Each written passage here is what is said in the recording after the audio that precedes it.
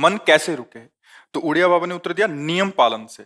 यदि हम नियम पर दृढ़ रहें तो मन हमारा क्या कर सकता है? नियम तो परमात्मा देखता है। हम लोग नियम पर दृढ़ नहीं रहते, इसी से हमारे देश की दुर्दशा है। संध्या वंदन तक का नियम जाता रहा है। भजन करने के लिए नियम की बड़ी आवश्यकता। हाँ, बड़े नियम की आवश्यकता है। तो जैसे प्रातः काल से सायंकाल तक की हर व्यक्ति की अपनी एक दिनचर्या होनी चाहिए।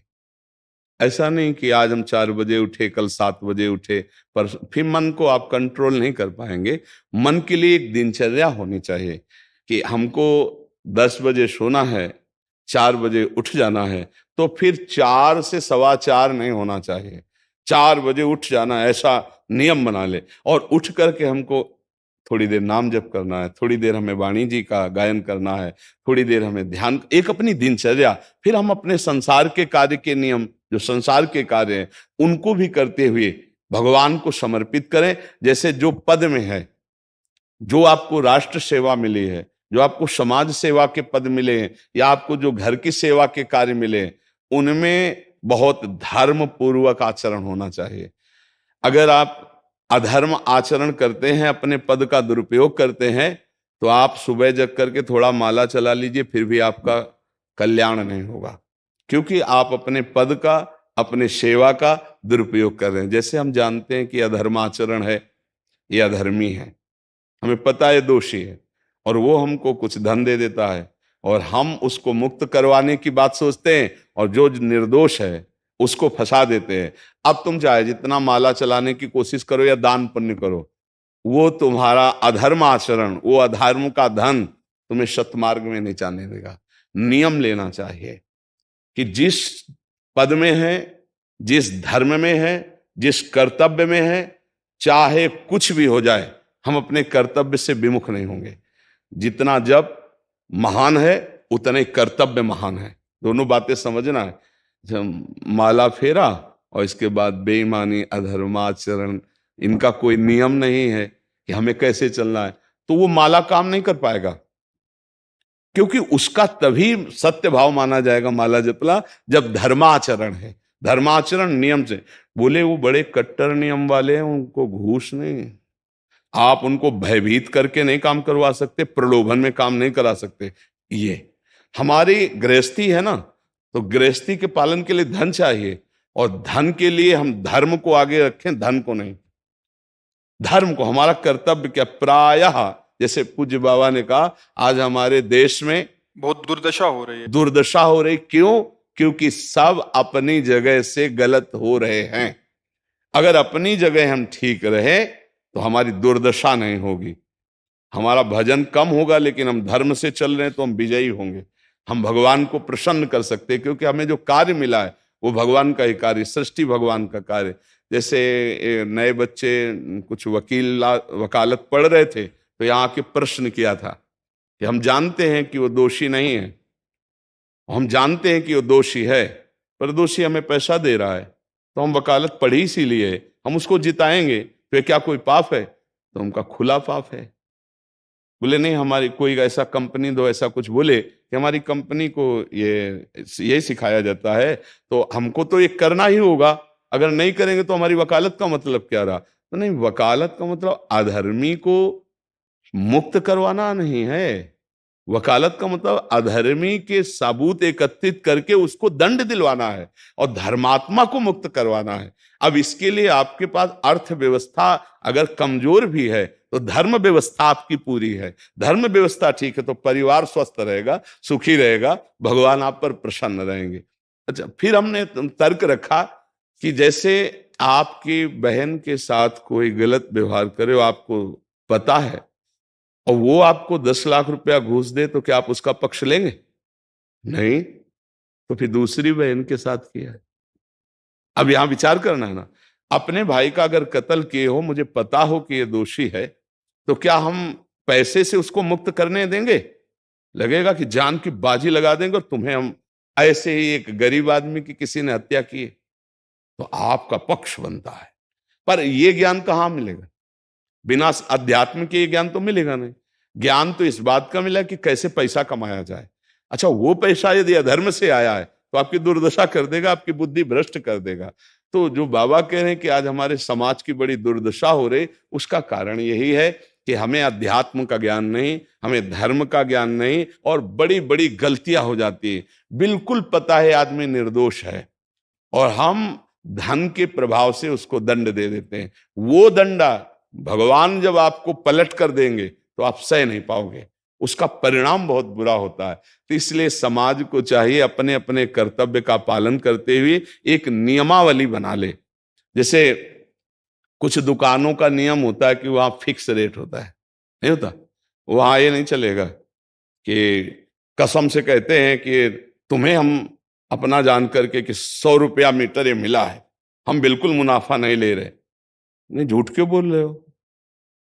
दुकान खोले हो मुनाफा के लिए, झूठ क्यों बोल रहे हो? नहीं लेंगे मुनाफा, हम जितने का लाए हैं उससे मुनाफा लेंगे, पर 120 रुपया मीटर देंगे, कपड़ा बढ़िया है, नाप फिट है, इससे नीचे नहीं उतरेंगे, हमें सफाई देने की जरूरत नहीं है कि हम कसम खाते हैं या ऐसा। हम जानते हो ये बिजली है, दुकान है, नौकर लगे हैं, तो इसका मुनाफा लेने के लिए दुकान खोलें, कोई दान करने के लिए तो नहीं।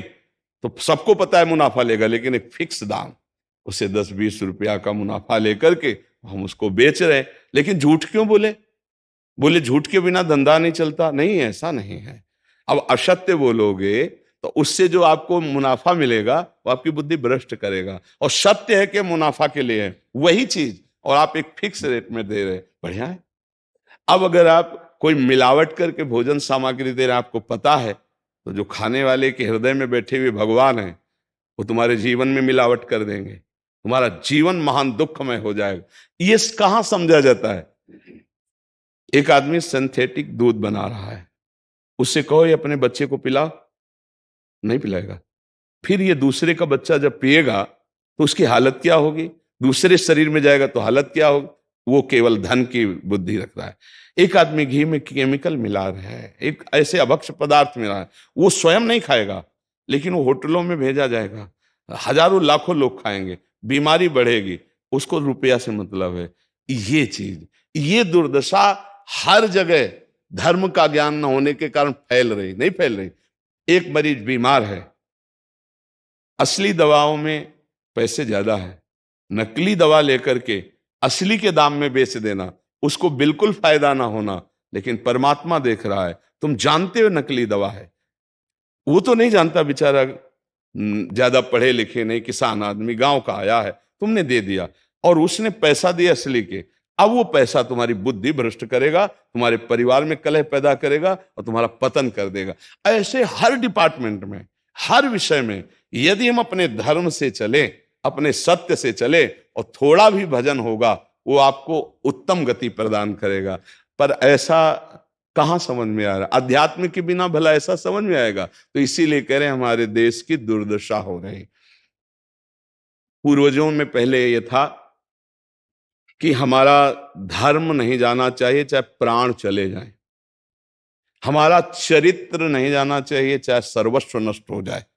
आज इसकी कोई परवाह नहीं, तो उसी से बुद्धि भ्रष्ट हो जाती है, जीवन एक पशुवत आचरण वाला हो जाता है, और वो अपने को बड़ा सुखी समझने लगते हैं कि हमारे पास बड़ा वैभव है। लेकिन प्यारे, उस दिन को याद करो जिस दिन तुम्हारा आखिरी समय होगा, ना तुम्हारा फार्म हाउस जाएगा, ना महल तुम्हारा जाएगा, ना बैंक बैलेंस जाएगा, ना कोई व्यक्ति, और ना ये शरीर।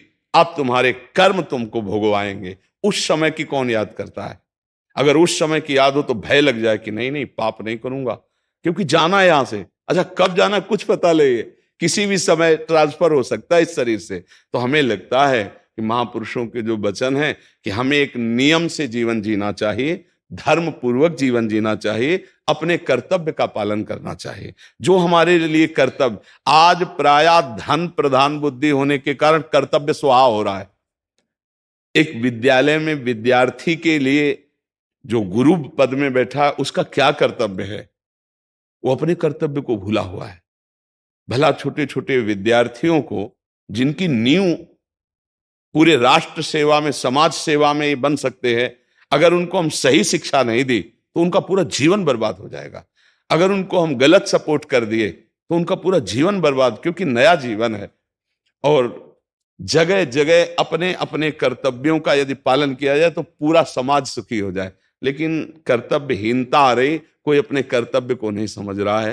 तो यही बात महापुरुष जनों को दुख लगता है कि अगर सब अपने कर्तव्य का पालन करें, धर्म का पालन करें, भगवान का नाम जप करें तो सब सुखी हो जाए। सुख सब चाहते हैं और आचरण दुख वाले करते हैं, इसीलिए सुख नहीं मिल रहा है, परिणाम में हमें दुख मिल रहा है। सच्ची मानना, वो रुपया पूरे परिवार में अशांति पैदा कर देगा। और धर्म पूर्वक 100 रुपया लाओगे और 4-5 परिवार के बैठ के नमक रोटी खाओगे, आनंद से सोओगे, बड़ा प्यार रहेगा, भगवान की कृपा रहेगी। पर ये बात समझ में नहीं आती है। तो ये वृत्ति अगर छोड़ी ना जाएगी तो कुछ भी कर लो, कहीं भी दान पुण्य कर लो, लाभ नहीं मिलेगा। अगर दान देने की बात कही गई है तो धर्म पूर्वक कमाए हुए धन से।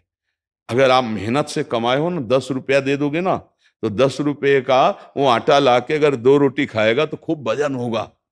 वो आप 1 लाख रुपया बेईमानी का रख दोगे ना, तो बैठे बैठे वो गंदा ही सोचेगा, वजन नहीं होगा।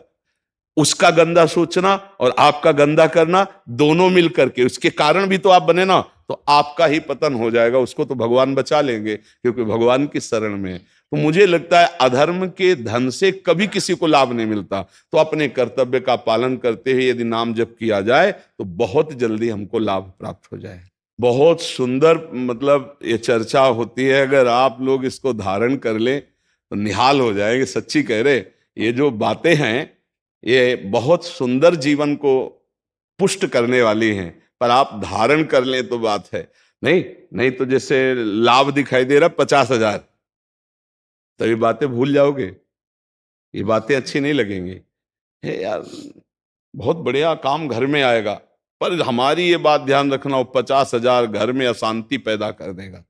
सच्ची मानना, आप धर्म से चलना, धर्म से चलोगे तो भगवान तुम्हारी रक्षा में रहेंगे। अधर्माचरण, देखो कैसी कैसी घटनाएं होती हैं। बढ़िया कार है, फिल्मी गाना लगाए चल रहे हैं, और वो एक्सीडेंट हुआ, आग लग गई, बाहर निकल ही नहीं पाए, वो अंदर ही जल गए। क्या हुआ?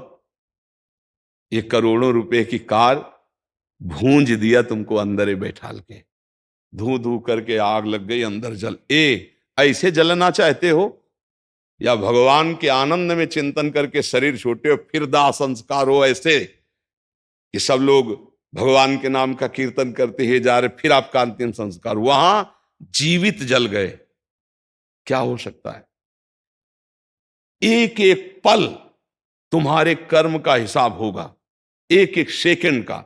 ऐसे कर्म करो कि हमारा अच्छा हिसाब हो, बुरा हिसाब। ये मत समझो कोई देख नहीं रहा, वो देख रहा है जिसको हिसाब कर रहा है, वो देख रहा है। उसके लिए कोई वकील या किसी सबूत की जरूरत नहीं होती, वो सर्वांतर्यामी आपके अंदर बैठे ही देख रहा है। तो सदैव जैसे सत्संग सुन रहे हैं, तो अगर हाथ जोड़ के प्रार्थना है, थोड़ी भी बात मान लोगे तो आप सच्चे सुख के मार्ग में चलने लगोगे। नहीं तो भाई बहुत गंदी हवा चल रही है, माया की बहुत गंदगी ऐसी फैल रही, कलिकाल है ना, कि ये बातें किसी को पसंद नहीं आती। वो बात बताओ कि हम कितना रुपया कमा ले, कैसे कितने भोग भोग ले, और वो अध्यात्म में नहीं है। आपको सच धोखे में मत रहना, अध्यात्म में है। जितना आप धर्म से चलोगे उतना सुखी होगे, और लोक में है जितना धन मिल जाएगा उतना सुखी माना जाएगा। लेकिन वो सुख नहीं है, वो चंद मिनट के लिए